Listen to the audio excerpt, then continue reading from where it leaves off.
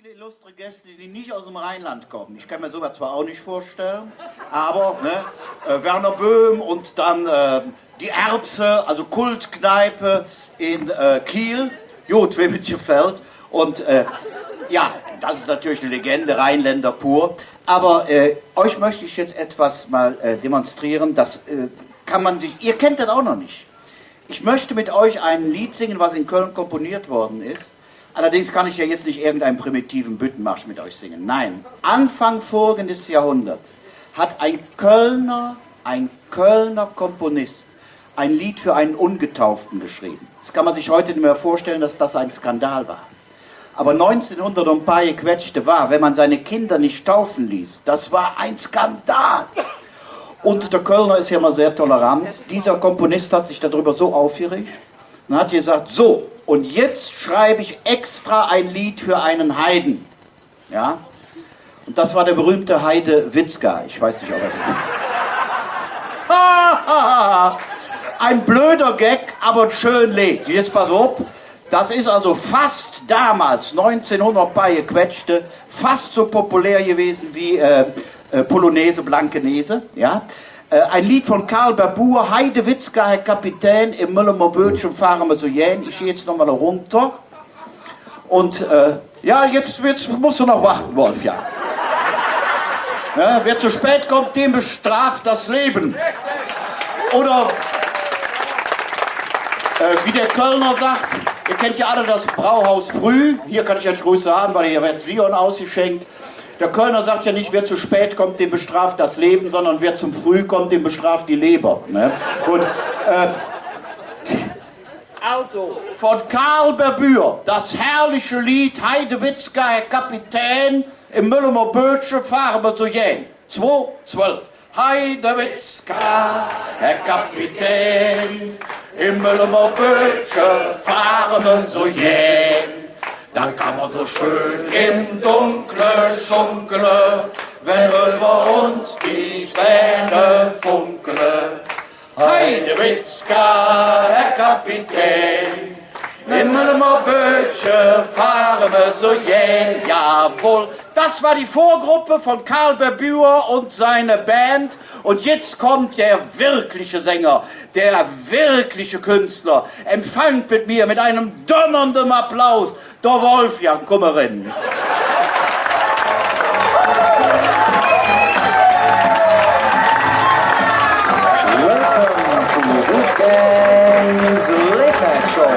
Ein toller Abend mit fantastischen Gästen, super Musik und Stand-up-Comedy.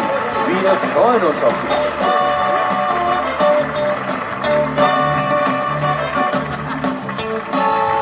So.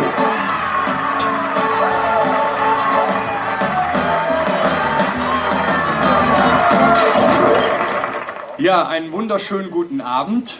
Und diesmal habe ich die Hose zu, den Gürtel zu und auch Eingeweihte wissen Bescheid. Und ich wäre eigentlich pünktlich gewesen. Aber dieses kleine rote Dreieck, das nennt man Plektron. Und das habe ich vergessen. So, und dann musste ich wieder nach oben. Und take it easy, but take it. Sind die Leute vom Musikstore hier? Ist noch nicht da. Also erstmal... So, und auf jeden Fall freue ich mich, dass ihr da seid. Woanders ist ja heute auch nichts, oder? Auf jeden Fall danke ich erstmal dem Leonardo Royal Hotel, dass wir hier sein dürfen. Und heute Morgen haben wir noch diskutiert, sollen wir es hier machen, sollen wir es draußen, sollen wir es drin machen. Und da haben wir einfach gesagt, wir machen es draußen. So, und ich denke, das war eine gute Entscheidung. Und ja, ich freue mich, dass ihr alle hier seid. Und ja, jetzt, ich weiß, es interessiert euch überhaupt nicht, aber ich sage es trotzdem. Es ist eine Martin-Gitarre, eine 12-seitige. Ich liebe dieses Instrument. Und ihr werdet gleich einen Song, ach, meine Zwillingsschwester ist auch da. Dann ist das Leben ja wieder gut. Und die war circa 3 Minuten vor mir auf der Welt und hätte mich ja eigentlich warnen können, aber Das war auch nix. So, und ich habe ja den Song, wo ich immer mit anfange, den habe ich jetzt, oder den begleite ich mich jetzt mit der Gitarre drauf. Und das ist sowas von mega geil. Und jetzt geht es los, Effekte und so. Ah, habe ich es doch gehört, dass da was fehlt. Ja, genau. Okay, und jetzt schön Effekt und dann los, Jon.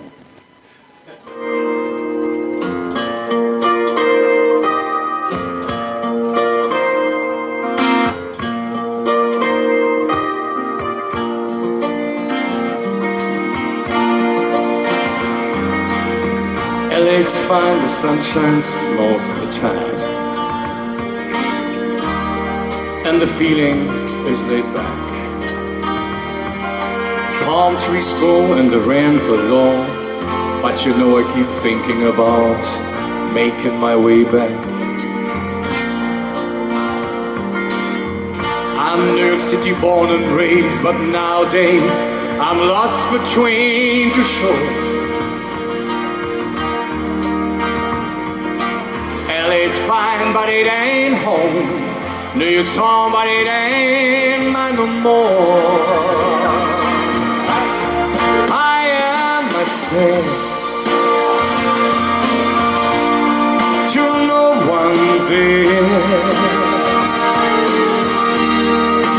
and time lost, and I can't even say why.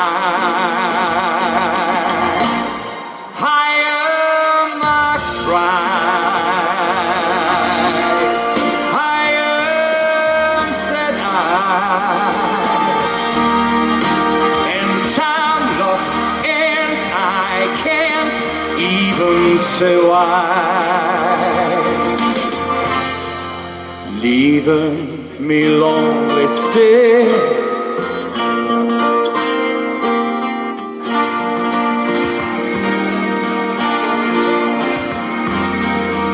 Do you know the story about a frog who wants to become a king? And yes, actually, he became one. Und ich freue mich, dass ihr alle hier hingekommen seid. Und das Wetter ist schön.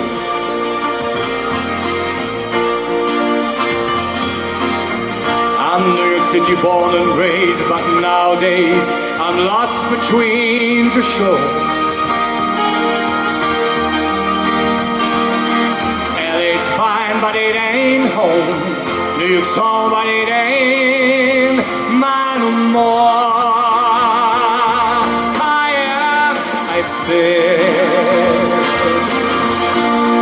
To no one there, and time lost, and I can't even say why. I am a cry, I am sad.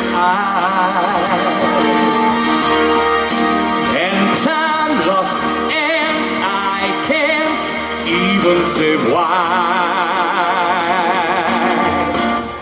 I am myself to no one there,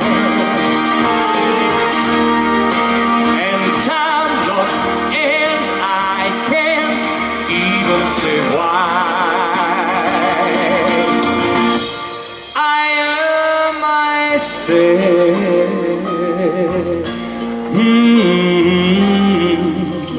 Oh yeah.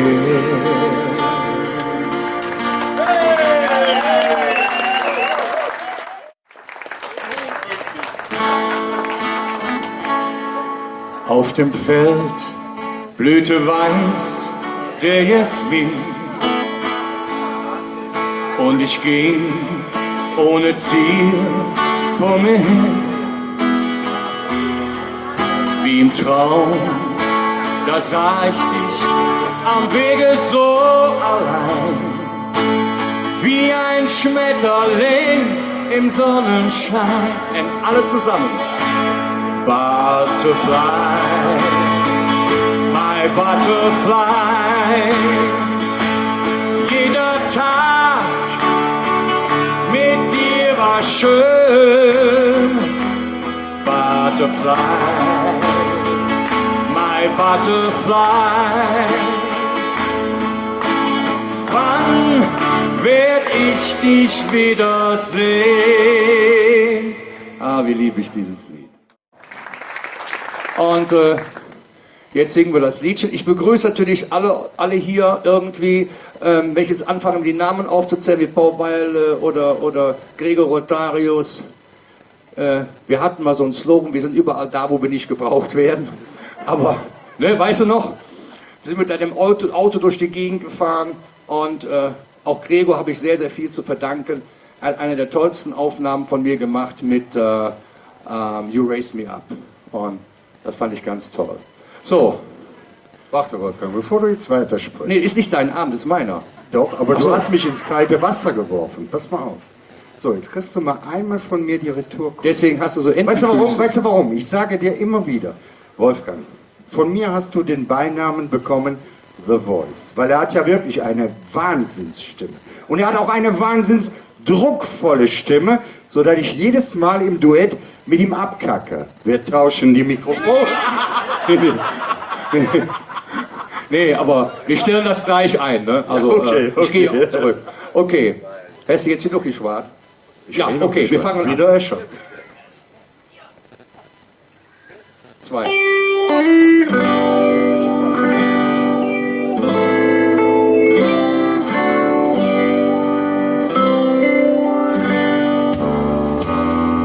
The old hometown looked the same when I walked down from the train. And there's to meet me is my mama and my papa.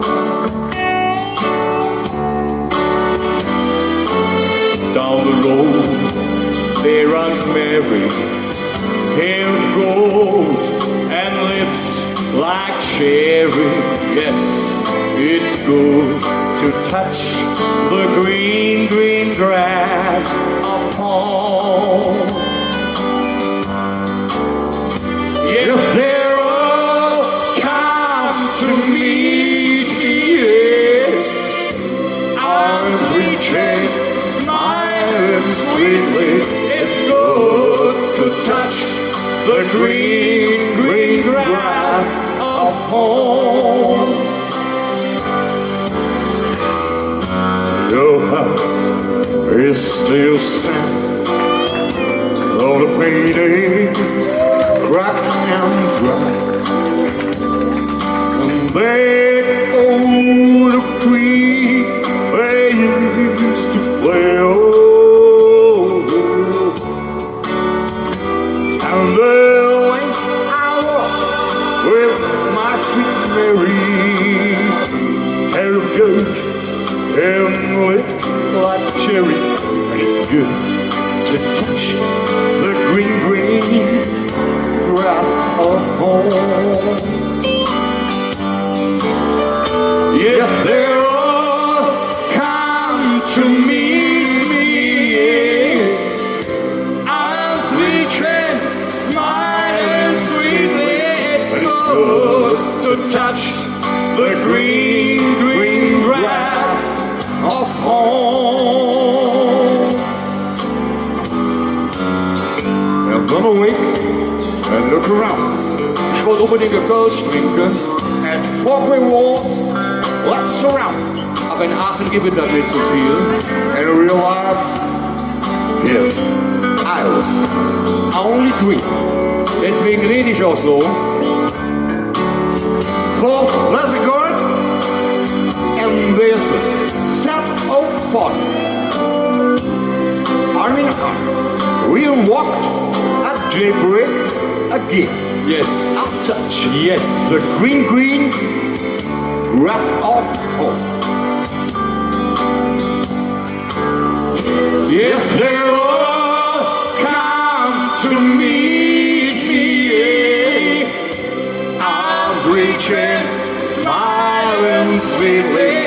It's good to touch the green, green grass of home.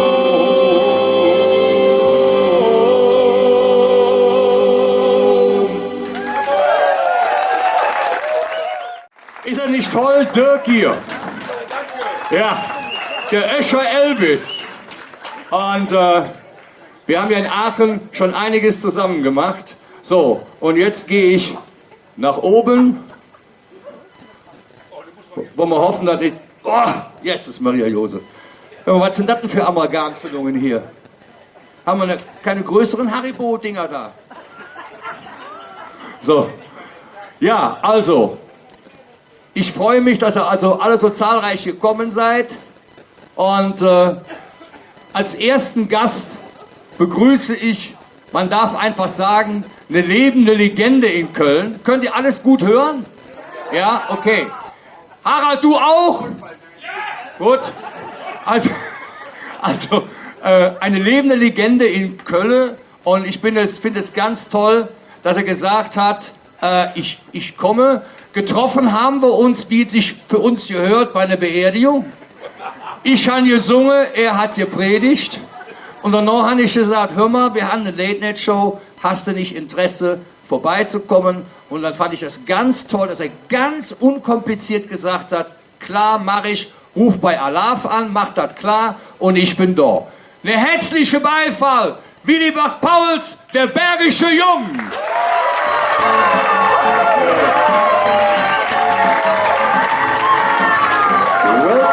So, ja. Also dich ich habe ja sämtliche Videos gesehen, YouTube-Videos von dir. Also, wie hat das angefangen? Und du hast doch eben oben im Umkleideraum so eine nette Geschichte erzählt. Und wie hat alles angefangen? Ach du Leben, Herr J. Also, Wir haben zig. Wie hat alles angefangen? Am Anfang schuf Gott die Welt. Ja? Nein. Zunächst mal, lieber Wolfgang, muss ich dich natürlich korrigieren. Die wahren Legenden, da sitze ich zwischen. Ja? Das ist, was der Kölschen Fastelovend angeht, der Mann mit dem Hötsche, der Peter Radat. Und für mich natürlich ein ganz großer in der Entertainment-Welt, Werner Böhm. Beifall! Ja, Extra aus Hamburg! Das sind die Legenden. Werner Böhm, mehr als Gottlieb Wendehals, ja. Einfach ein unglaublicher Mucker und Jazzer. Aber ich freue mich, dass du mich so angekündigt hast. Ja, angefangen hättet, wie bei allen, die ja den Virus haben, auf die Bühne. Übrigens interessanterweise, ich war noch Student, also relativ jung, und habe in Münster studiert. Und ein Freund von mir ist Drummer. Mickey Claudi, ein sehr guter Drummer. Und der lud mich ein, ich hatte in Münster studiert, sagte, ich komme nach Münster mit dem Dieter Thomas Heck, wir erinnern uns noch, ZDF, ja. Und Dieter Thomas Heck hatte dann also mehrere Künstler im Tross. Mickey hat getrommelt in der Begleitband, Peter Beil Band. Und ja, da war ein Entertainer aus Hamburg, ein Jatzer, ein Jazzer, der wollte ein Lied vorstellen.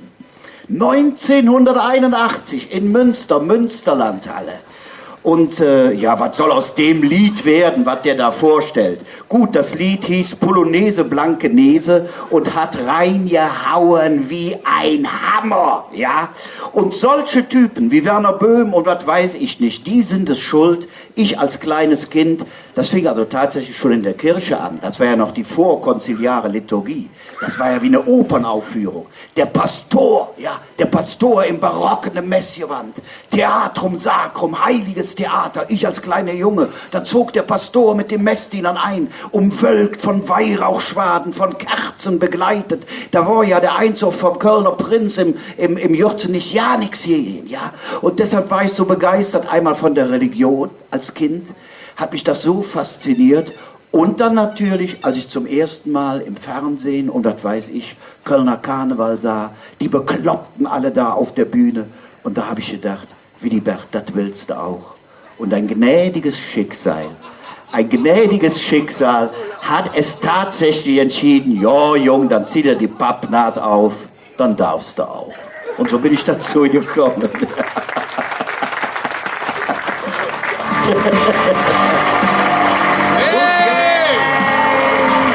Aber was mich an deinen ich sag mal, darf ich jetzt sagen, Büttenreden oder Reden? Ich weiß nicht, was sagt man? Büttenreden ist schon okay. Ist schon okay. Was ich immer gut fand, war, immer wenn du dann erklärt hast, ich glaube, du warst ja der einzige Büttenredner, der mit allen Leuten im Jürzenich gesungen hat, großer Gott, wir loben Richtig. dich. Ne?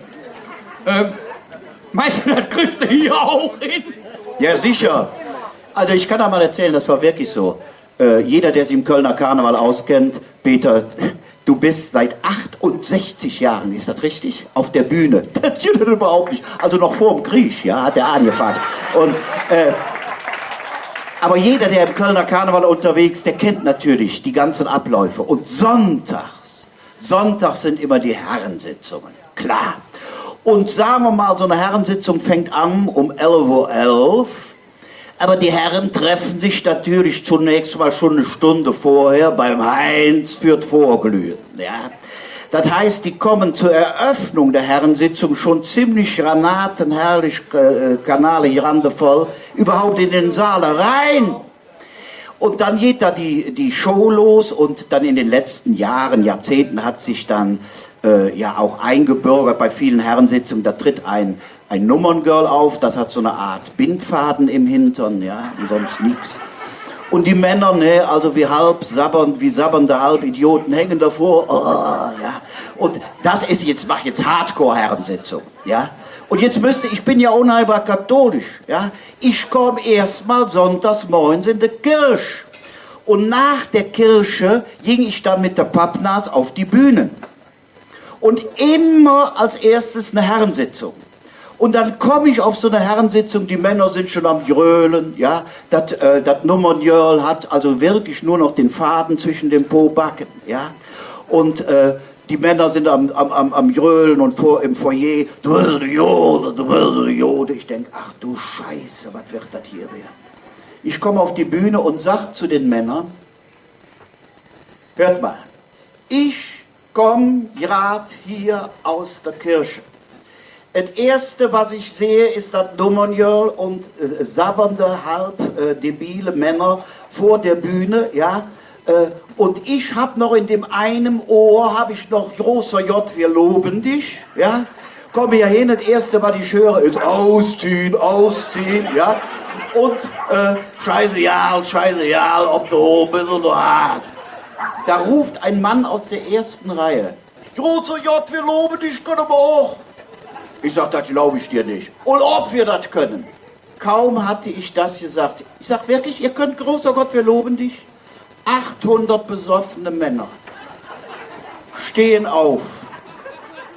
Feuchte Augen. Klar kam die Erinnerung an die Erstkommunion wieder hoch. Das ist logisch. Schwankend, ja. Stehen die da und singen, großer Gott, wir loben dich. Ah, ihr könntet ja auch. So, dann machen wir das genauso wie damals, aber in der Herrensitzung-Version. Ich habe dann gesagt, Männer, das glaube ich jetzt nicht. Und dann habe ich das auf jeder Herrensitzung gemacht. Und überall haben die Männer das mitgesungen. Und zwar ernsthaft und nicht zur Verarschung. Also, und zwar eine Strophe, großer Gott, also großer Klotz, wir hobeln dich, oder großer Gott, wir loben dich. Eine Strophe, großer Gott, wir loben dich. Und dann direkt anschließend, scheißegal, ob du oben bist oder hart. So, jetzt bin ich gespannt. Ich will was hören, ja?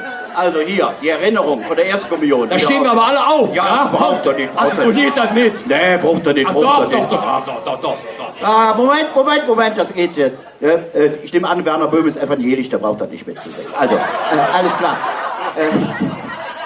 Tedeum ist das. 2,12. Großer Gott, wir loben dich. Herr, wir preisen deine Werke. Vor dir neigt die Erde sich und bewundert deine Werke, wie du warst vor aller Zeit. So bleibst du, o in Ewigkeit. 2, 3, Scheiße ja, ob du Rom bist oder Hahn. Wenn du Rom bist, musst du Eier legen können, wenn du Hahn bist, musst du auf den Höhner klimmen können. Scheiße ja, ob du Rom bist oder Hahn. Ich danke. Bravo! Hey! Ja, jetzt konnte man merken, wer ist evangelisch, wer ist katholisch. Auf jeden Fall in deinen Reden immer die Kirche und den Karneval mit hineingebracht. Natürlich, Ja. weil das unbedingt zusammengehört.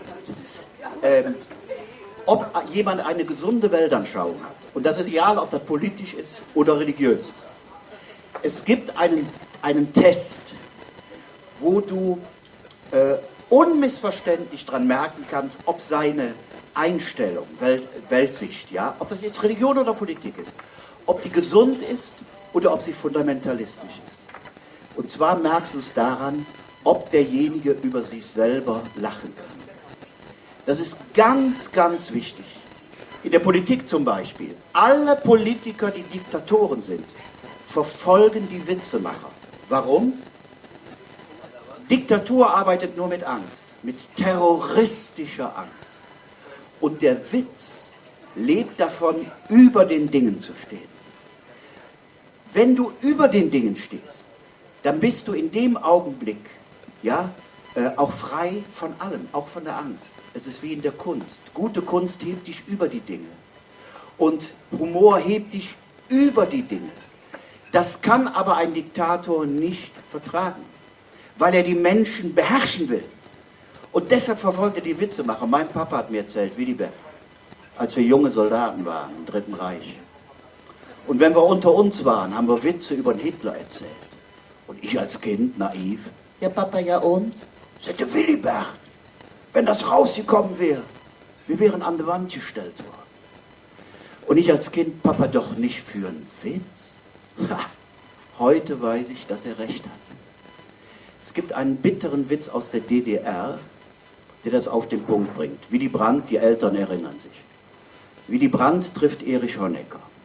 Und dann sagt Brandt für Honecker, ich habe ein interessantes Hobby. Ich sammle alle Witze, die die Menschen über mich machen. Und Honecker antwortet, bei mir ist es umgekehrt. Ich sammle alle Menschen, die Witze über mich machen. Ganz bitter, aber auf den Punkt. Und mit der Religion ist es dasselbe. Als Griechenland noch funktionierte, also so vor 2000 Jahren, gab es einen griechischen Philosophen namens Epiktet, vor 2000 Jahren. Und dieser Philosoph hat vor 2000 Jahren einen Satz geprägt, der heute noch aktuell ist. Vor 2000 Jahren hat er gesagt, nicht die Dinge sind letztlich das Entscheidende, sondern wie ich die Dinge sehe. Und es gibt das hat Epiktet auch gesagt, keine befreiendere, keine gesündere, keine erlösendere Perspektive, als über den Dingen zu stehen. Wenn du über den Dingen stehen kannst, bist du frei. Und das gilt natürlich erst recht für die Religion. Der größte Fehler der Religion ist, dass sie immer mit Macht sich verbunden hat, die Menschen zu beherrschen, die Menschen einzusperren in rigorose Regeln, die die Menschen eng machten. Und von Enge kommt Angst. Wenn Religion aber richtig ist, dann macht sie dich frei. Du stehst über den Dingen. Und daran kannst du das erkennen. Und Gott sei Dank, wenn meine Mama mir in die Augen schaute, dann wusste ich, dass sie dachte, Willibert, Jung, du hast eine Seele, Kind. Und deine Seele ist kostbarer als das ganze Universum. Und nichts kann deine Seele zerstören, auch nicht der Tod. Weil ich immer von Ängsten gejagt wurde, hat meine Mama gesagt, brauchst keine Angst zu haben, Willibert, wir werden uns wiedersehen. Deine Seele kann nichts zerstören. Michelangelo, 15. Jahrhundert, Michelangelo hat gesagt, wenn wir sterben, gehen wir nicht ins Nichts, sondern wir wechseln nur die Räume. Was für ein Bild. Und diese österliche Perspektive ist die radikalste Perspektive über den Dingen. Und deshalb, weil der Witz auch über den Dingen ist. Deshalb gehört das zusammen. Der Witz, wenn er gut ist, tröstet er. Und Religion, wenn sie gesund ist, tröstet sie. Und deshalb gehört das zusammen. Amen. Habe ich doch schön gesagt, oder?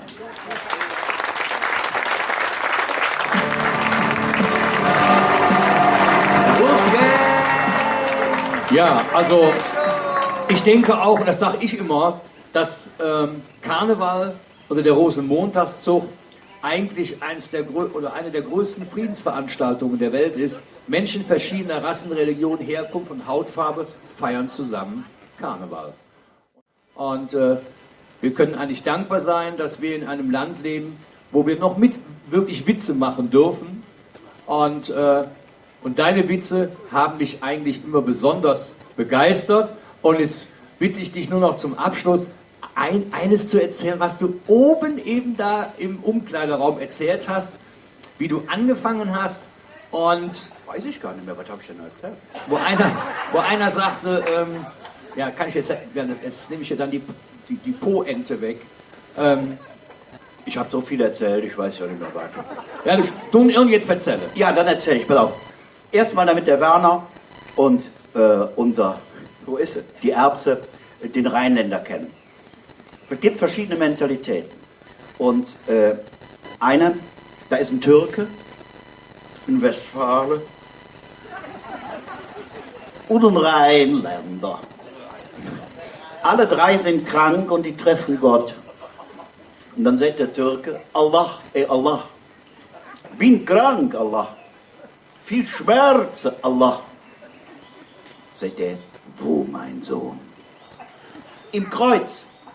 Oh, Entschuldigung, Allah. Im Rücken. Man muss ja vorsichtig sein bei Moslem, ist klar. Ne? War ein versteckter Witz, aber sehr. Güt Allah, legt dem Türken die Hände auf den Rücken. Zack, ist der gesund. Sagt der Westfale, jo, das ist genau dasselbe mit meiner Schulter. Wow. Schmerzen in der Schulter. Kommt Gott, legt dem Westfalen die Hände auf die Schulter. Zack, ist er gesund. Dann wendet sich Gott mit seinen heilenden Händen Richtung Rheinländer. Und sagt der, pass auf, Jung, Flossen weg, ich bin noch 4 Wochen krank geschrieben. Das ist doch Rheinländer, wie ein Buch gibt. Ein noch, und das ist gut. Da muss ich auch weg, pass auf. Religiöser Witz, sind meine Liebsten. Ich übersetze dann immer, Herr Böhm. Ja, der Frau Schmitz, die alte Frau Schmitz. Der Frau Schmitz kommt in den Beichtstuhl. Pastor erkennt sie. Frau Schmitz. Ja, ich muss was beichten. Ja, sicher, bitte. Im letzten Kriegsjahr,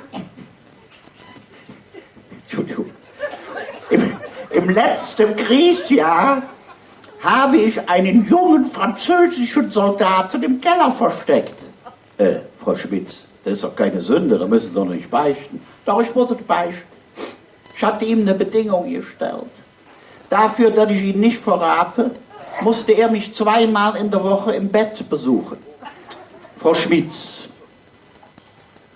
haben Sie damals dem jungen französischen Soldaten mit dieser Erpressung psychisch Gewalt angetan? Nee, das hat ihm wohl Spaß gemacht. Frau Schmitz, dann hören Sie mal zu, da müssen Sie nicht beichten. Das ist so lang her. Außerdem, unser neuer Papst sagt immer, erst kommt die Liebe und die Barmherzigkeit. Dann kommt die Moral. Müssen Sie nicht beichten? Doch. Ja, warum denn? Also, ich bin jetzt 91.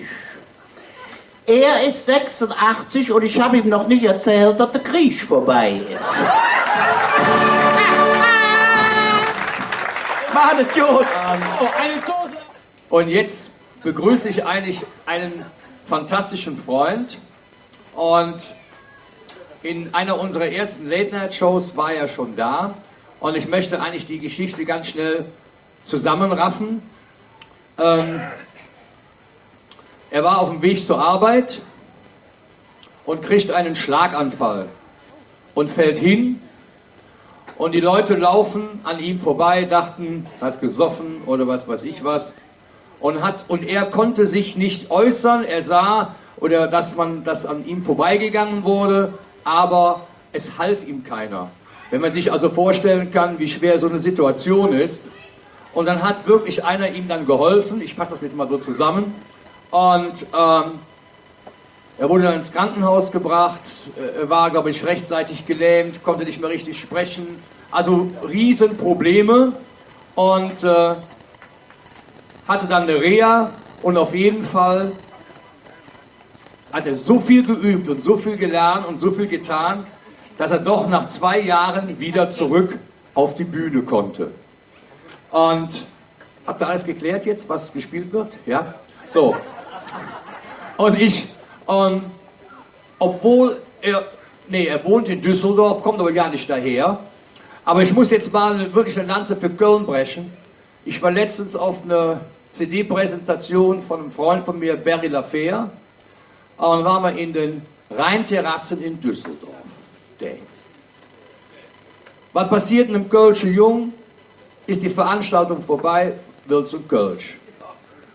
Gehst du um 9:30 Uhr, 10 Uhr war rum, gehe ich raus, hunderte Menschen auf den Rheinterrassen in Köln und die Buden machten zu. Da habe ich gedacht, so wird die das in Köln nicht. In Köln machen die gerade erst auf. Also, das fand ich ein bisschen enttäuschend, aber jetzt begrüßen wir mit einem herzlichen Beifall Ralf Kramer alias Lissi Hart.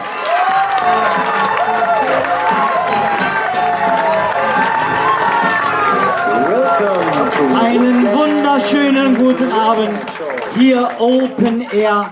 Ich war zu Beginn des Nachmittags etwas irritiert, als Herr Wolfgang sagte, du, wir gehen nach draußen, wir machen heute Open Air. Ich sag, das sehe ich dir sofort an. Da sagt er, wieso das denn? Ich sag, du hast den Kuhstall noch offen. Das ist auch Open Air. So, jetzt haben wir ein bisschen was erzählt. Ich bin immer noch ganz fasziniert, gerade Backstage, Legende, Gottlieb Wenderhals, ne? Oh, da fliegen die Löcher aus dem Käse. Herrlich, da war ich gleich wieder ein paar Jahre jünger. Ne? Und Köln prägt mich seit ganz, ganz vielen Jahren, vor 28 Jahren, erst mal im legendären Hotel Tim aufgetreten. Der eine oder andere mag es noch kennen. Heiße Nächte mit Tilla Tillen und Swanee Fields. Jawohl, so fing das Drama in Köln an.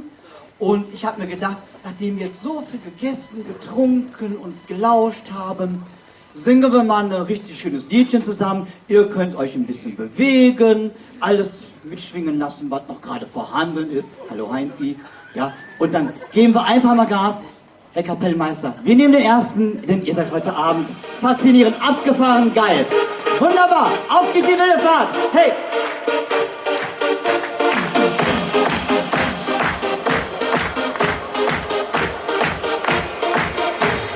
Hey!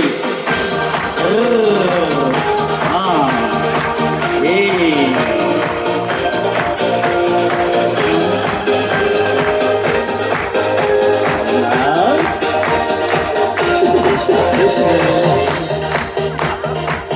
Du bist grau und schön, deine Muskeln so heiß, dass ich jetzt nicht mehr weiß, wo mir mein Kopf noch steht. Dein Blick ist perfekt, das hab ich gecheckt. Ja, du bist der Grund, warum mein Herz mir sagt, dass ich verschossen bin. Weil, hey, du bist so abgefahren, geil. Hey, halt! Du bist das Herz in meinem Spiel. Du bist der Traum, von dem ich träum. Du bist die Droge, die ich brauch. Oh, oh, du bist so abgefahren, geil. Hey, du bist meine große Liebe. Du bist alles, was ich will, alles, was ich brauch. Du bist einfach so. Oh, oh, ach, Moment sehen wir. Ach, Sabbatjahr, in dem ich mich verliere. Deine Lippen so heiß, dass ich jetzt nicht mehr weiß, wo mir der Kopf noch steht. Du bist der helle Mann, gefühlt verknappt aber. Hey, ja, du bist der Grund, warum mein Herz mir sagt, dass ich verloren bin. Weil, hey, hey, du bist so abgefahren geil. Hey, du bist das Haus in meinem Spiel. Du bist der Traum, von dem ich träum. Du bist die Droge, die ich brauch. Oh, oh, du bist so abgefahren geil. Du bist meine große Liebe. Du bist alles, was ich will, alles, was ich brauch. Denn du bist einfach so, oh, oh, abgefahren geil. Was war das? Du bist so abgefahren geil, geil, geil. Du bist das Ass in meinem Spiel. Du bist der Traum, von dem ich träum. Du bist die Droge, die ich brauch. Oh, du bist so abgefahren geil. Hey, du bist meine große Liebe. Du bist alles, was ich will, alles, was ich brauch. Denn du bist einfach so, oh, oh, abgefahren geil. Hey, vielen Dank, herzlichen Dank aus der verbotenen Stadt. Aber der Wolfgang hat gesagt, ich bin nicht aus Düsseldorf, ich komme aus der Weltstadt Wanne-Eickel mit der schönsten Kirmes der Welt und den schönsten Frauen. Ich muss mich da an dieser Stelle auch mal ein bisschen entschuldigen bei den anwesenden Damen, dafür, dass ich heute mal wieder so umwerfend aussehe. Richtig? Das war gerade so schön. Ihr habt da oben was verpasst backstage. Wer schon mal gesehen hat, wie sich Celine Dion die Haare fallen lässt in ihrer Garderobe in der L'Oreal-Werbung, der hat es versäumt zu sehen, wenn Wolfgang Hildebrand den Föhn schwingt. Kinders, das ist ein Erlebnis, ist das. Das müsst ihr gesehen haben.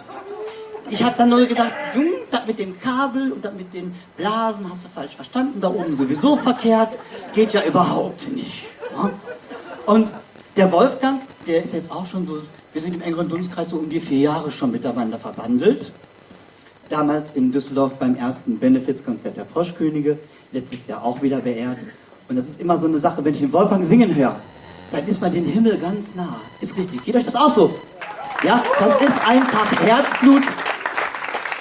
Da wird die Mutti ganz wuschelig und denkt sich immer nur, wow. Und für mich ist das, lieber Wolfgang, nur eins, es ist Himmel und zurück. Für euch bringe ich euch mit.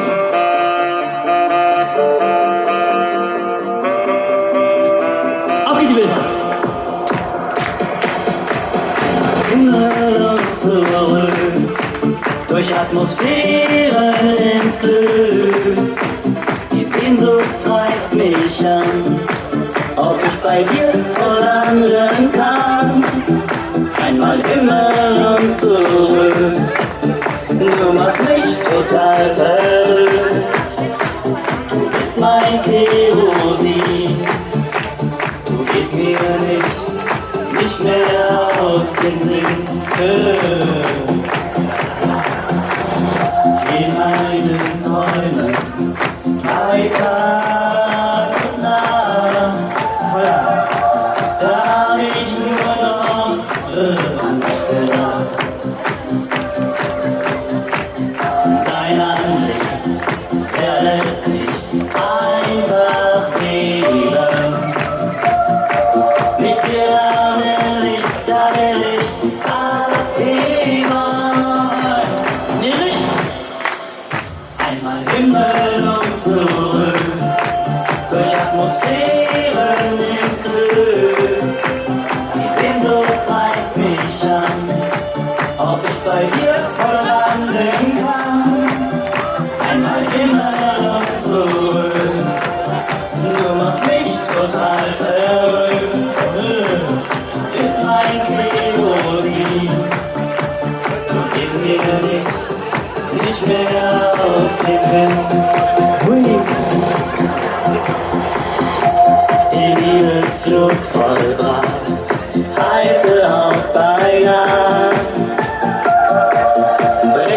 Küsse den Kopf verdreht. Ist wirklich nichts mehr bei mir geht. Ich wusste gar nicht, dass sowas geht, dass sowas geht. Oh, Köln, macht ihr ein bisschen frische Luft?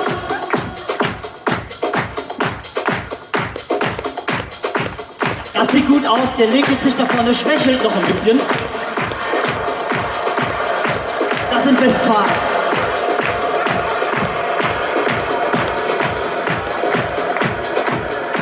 Ich bin begeistert. Choreografie fertig. Einmal Himmel und zurück, durch Atmosphären ins Glück. Die Sehnsucht treibt mich an, ob ich bei dir wohl landen kann.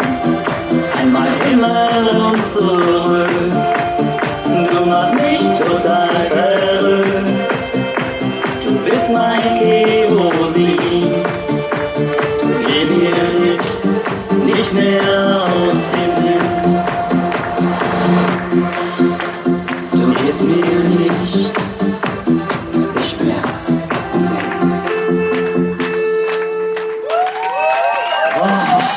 Bravo! Vielen herzlichen Dank. André! Hey. Jetzt ist der Kölner verwirrt. Nee, jetzt ist alles in Ordnung. Jetzt hast du ihn geschafft. So, und ich denke, das war jetzt der Beifall-Jingle. Hey!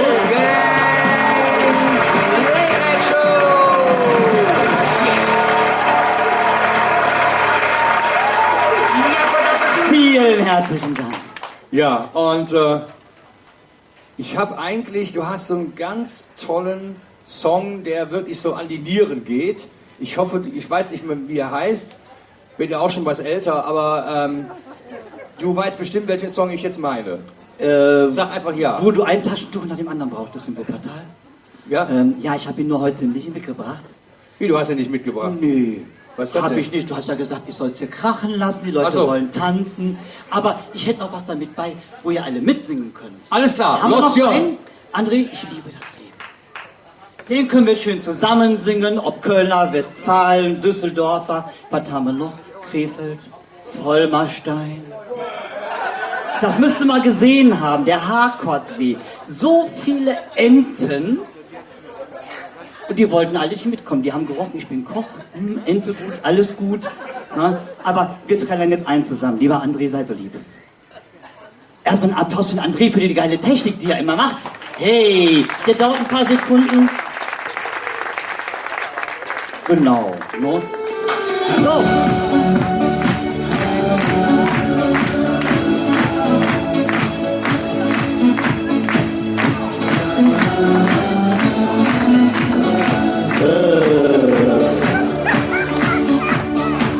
Dein Koffer wartet schon im Flug, du lässt mich allein.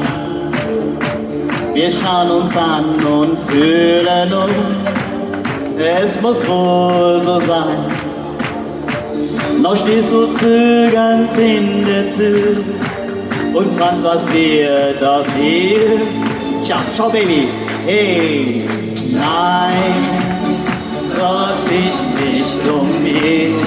Jetzt ihr!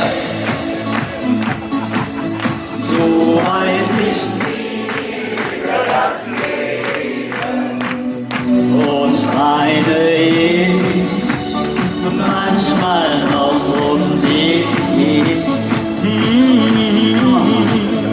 Das geht vorüber, sicherlich. Mag sein, dass man sich selber viel zu wichtig nimmt, stimmt's? Verzweifelt auf ein Feuer, wo es nur noch lebt. Wenn sowas auch verreden kann, man stirbt nicht gleich daran. Hey Mädels, das heißt, wir singen.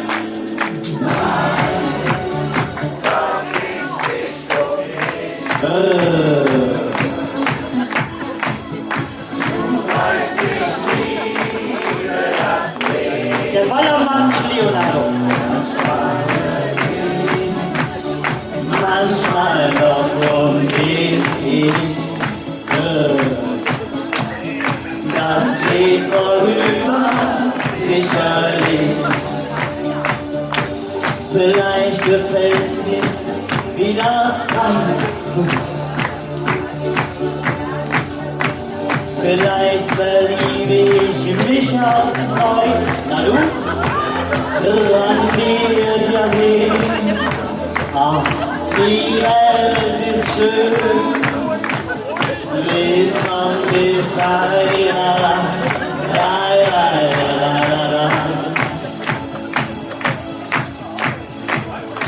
Du weißt, ich liebe das Leben. Lai, lai, lai, lai. Lai, lai, lai, lai. Lai, lai, lai, lai, lai, lai. Die letzte Runde. Hey, was kann mir schon geschehen?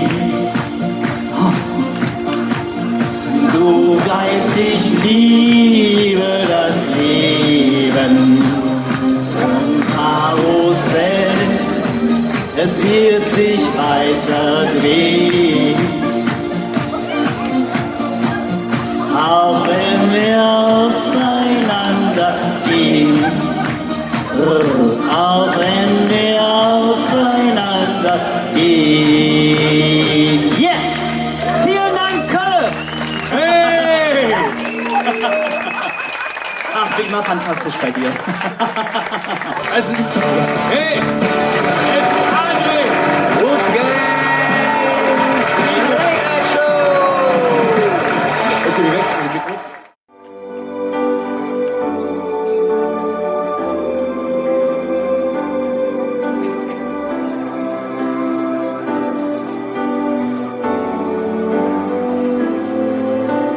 There's a calm surrender to the rush of day,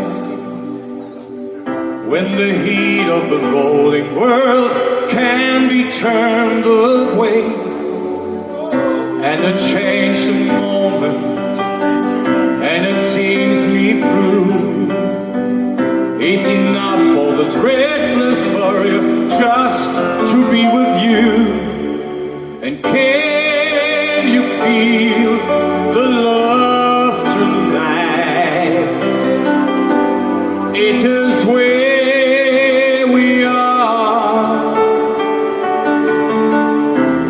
It's enough for this wide-eyed wanderer that we got this far.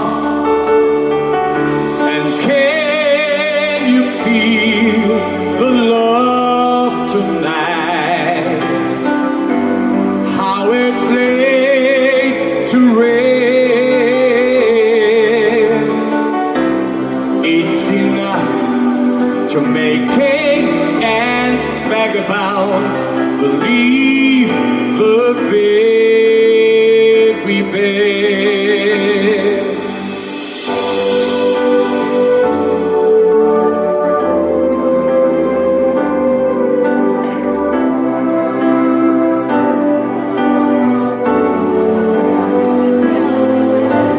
There's a time for everyone if they only learn. That's a twisted kaleidoscope, move us all in turn. There's a rhyme and reason to the wild outdoors, when the heart of the star-crossed Voyager beat in time with yours. And can you feel the love tonight? It is where we are.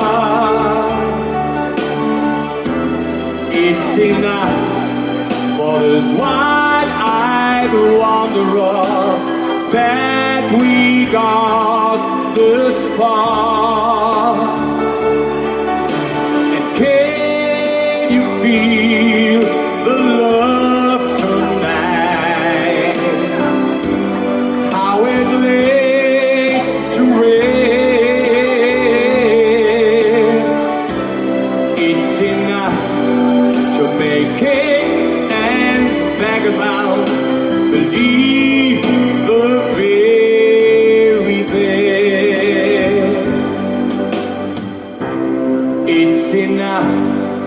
to make kings and vagabonds believe